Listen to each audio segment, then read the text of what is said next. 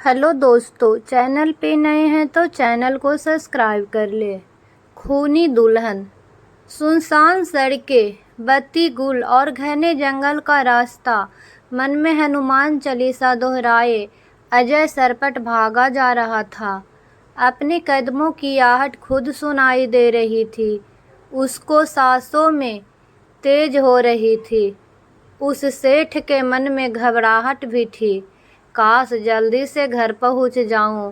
इस रास्ते पर चोर बहुत घूमते हैं। तभी पीछे से आवाज आई, जो कुछ भी तुम्हारे पास है दे दो, वरना खोपड़ी खोल दूंगा। आखिर जिसका डर था वही हुआ। एक गली ही नहीं, बदनाम चोरों के लिए। अजय ने सारे पैसे दे दिए। बोले, अब तो जाने दो। अब तो तूने मुझे देख लिया है। तुझे मारने में ही मेरी भलाई है। चोर बोला। अजय बोला, रुको, मैं तुम्हें कुछ ऐसा दे सकता हूँ जिससे तुम्हारी जिंदगी बदल जाएगी। चोरी करने की ज़रूरत नहीं पड़ेगी और तुम इज्जत की ज़िंदगी जी पाओगे। पर तुम्हें मुझे वादा करना होगा, तुम मुझे मारोगे नहीं। चोर बोला, ठीक है। अजय ने उसे एक बक्सा दिया जिसमें आईना था।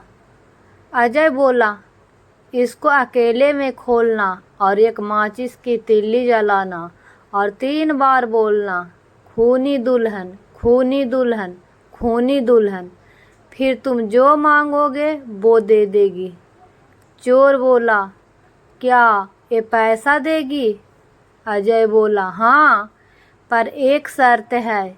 जब भी तुम्हें बक्सा किसी और को देना, सारे नियम बता के देना।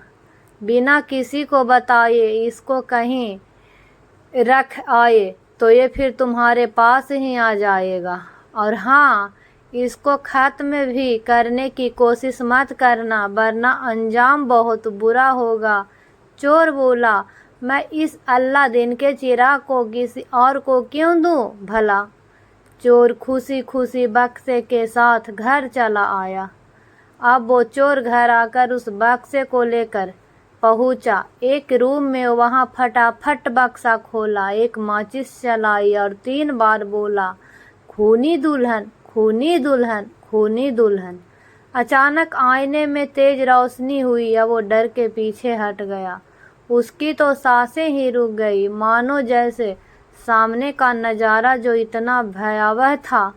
सामने ईसाइयों की दुल्हन के सफ़ेद ड्रेस में, जिस पर खून के धब्बे थे, सजी हुई एक लड़की थी। बाल बिखरे हुए, आंखों से खून टपक रहा था।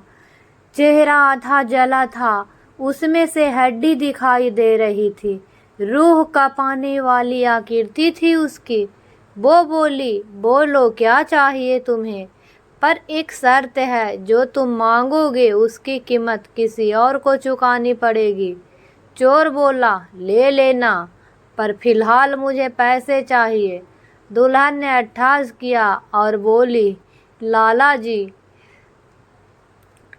लालची, तूने वही मांगा जो सब मांगते हैं। हा हा हा हा।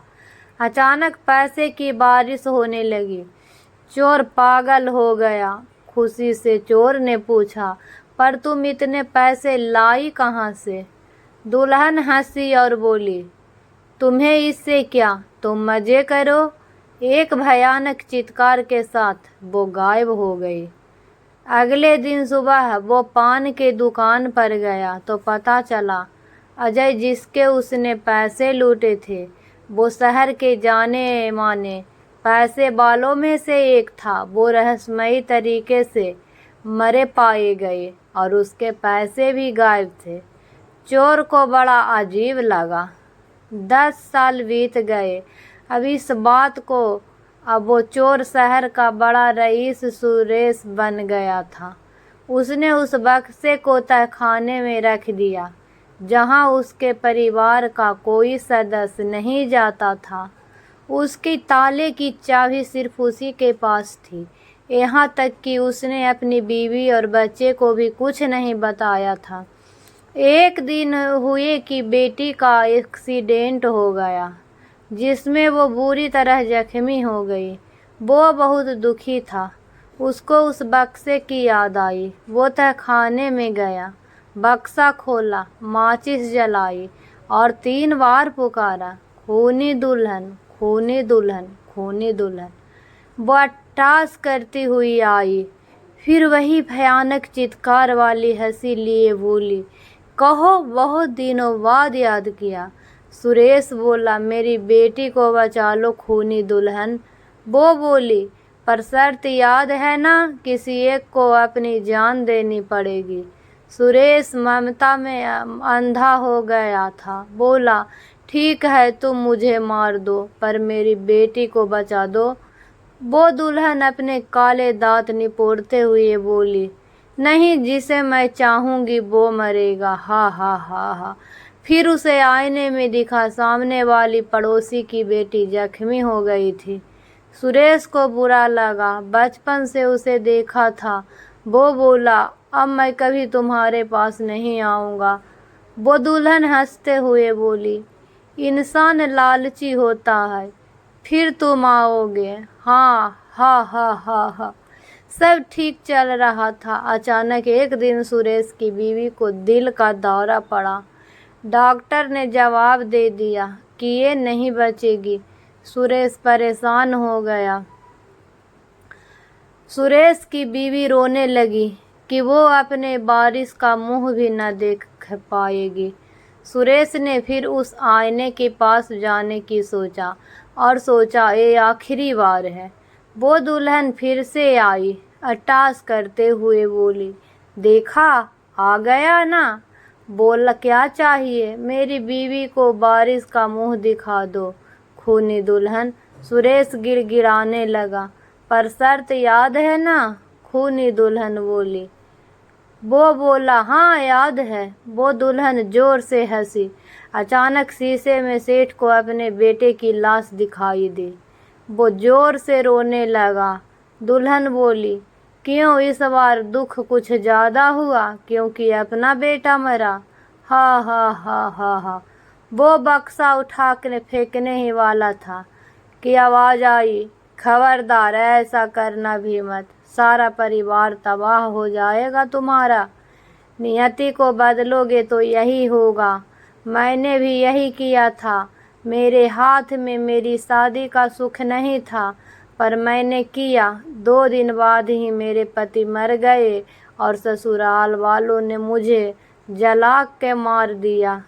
तब से ये आईना ही मेरा घर है और मैं सबको बताती हूँ, नियति को मत छोड़ो। हा हा हा हा हा हा। सुरेश रोने लगा। कहा, मैंने अपने वारिस से उसके पिता का साया छीन लिया। खूनी दुल्हन बोली, ये बक्सा ऐसा ही है, जो लेता है अंत में पछताता है। हा हा हा हा हा हा। सुरेश ने बेटे का अंतिम संस्कार किया और उस बक्से को लेकर चल दिया उसी गली में जो चोरों के लिए बदनाम थी। एक चोर को उसने बहुत से पैसे और वो बक्सा दे दिया शर्तों के साथ। बीवी से बोला, हम कल ही ये शहर छोड़ के चले जाएंगे। कपड़े बांध लो और खुद रूम में जाकर पैसे बैग में भरने लगा। अचानक शीशे में वो खूनी दुल्हन दिखी। ता तुम यहाँ अब क्या करने आई हो? दुल्हन बोली, वो बक्से वाले आदमी ने पैसे मांगे हैं, बोल के जोर से हंसने लगी। सुरेश डर से थर थर कांपने लगा। अगले दिन सुरेश के मौत के चर्चे सबके जुबां पर थे। सब सोच रहे थे, किसी चोर ने घर में चोरी करके उसको मार दिया। तो दोस्तों लालच बुरी बला है। कहानी अच्छी लगी तो दोस्तों में शेयर करें और नई नई कहानियाँ सुनने के लिए चैनल को सब्सक्राइब कर लें।